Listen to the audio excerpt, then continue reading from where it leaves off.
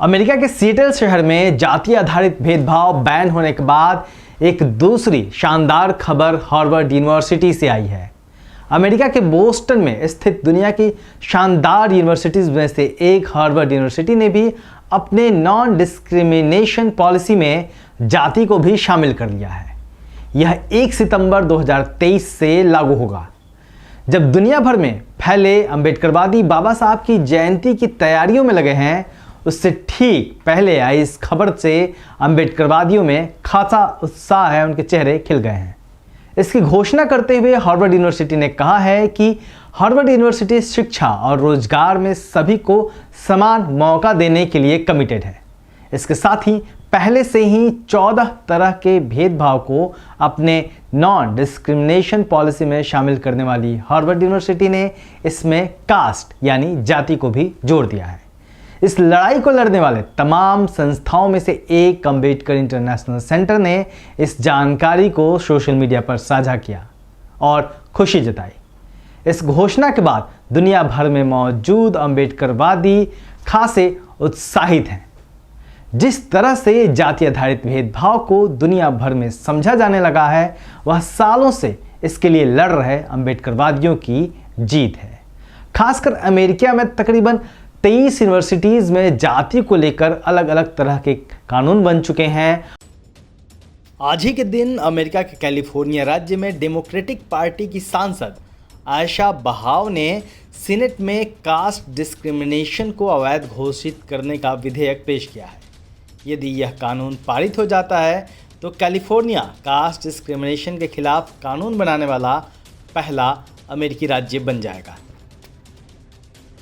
और California, America का California शहर पहला ऐसा राज्य बनने जा रहा है, कैलिफोर्निया, जहां जाति को लेकर कानून बनने वाला है। इसकी खबर भी आई है जो कि बेहद महत्वपूर्ण खबर है। दरअसल भारत से बाहर पहले सवर्ण समाज के लोग पहुंचे, लेकिन दुनिया के अलग अलग हिस्सों में पहुंचने के बाद भी उन्होंने न तो अपना जातीय दंभ छोड़ा और न ही अपनी स्वघोषित श्रेष्ठता को किनारे रखा। हालांकि विदेशी धरती पर उनकी स्वघोषित श्रेष्ठता को किसी ने भाव नहीं दिया, लेकिन सालों बाद जब वंचित तबके के लोग विदेशों का रुख करने लगे, भारत के जातिवादियों को विदेशी धरती पर भी खुद को श्रेष्ठ समझने की सोई हुई चाह दोबारा जाग उठी। जाहिर है वो पहले से वहां मौजूद थे और शोषित वंचित तबके के लोग अपनी जमीन तलाशने के लिए संघर्ष कर रहे थे। ऐसे में विदेशी धरती पर पहुंचे शोषित समाज के लोगों को विदेशी धरती पर अपने भारतीय भाई नहीं बल्कि श्रेष्ठता बोध में सने हुए ज़्यादातर वही लोग मिले जो ब्राह्मण, बनिया और ठाकुर होने के अपने श्रेष्ठता बोध को जी रहे थे और कहीं ना कहीं श्रेष्ठता के दंभ से भरे हुए थे और जिन्होंने भारत में शोषित तबकों के शोषण का कोई भी मौका नहीं छोड़ा था। दलित समाज के लोगों को समझ में आ गया कि विदेशी धरती पर जब भी वो भारतीय जातिवादियों से टकराएंगे, उन्हें समान मौका नहीं मिलेगा। सालों तक इसके खिलाफ संघर्ष करने और वंचित समाज के स्कॉलर्स द्वारा लगातार तमाम विदेशी मंचों पर इसका जिक्र करने के बाद आखिर दुनिया भी भारत की जाति संरचना को समझने लगी। उन्हें समझ में आ गया कि भारत में किस तरह जाति के आधार पर शोषितों के साथ भेदभाव होता है, एक खास वर्ग का शोषण होता है। आखिरकार अंबेडकरवादियों का संघर्ष रंग लाया और अमेरिकी शहर सिएटल के बाद अब हार्वर्ड यूनिवर्सिटी ने भी जातिवाद की सच्चाई को समझते हुए जाति को नॉन डिस्क्रिमिनेशन पॉलिसी में शामिल कर लिया है।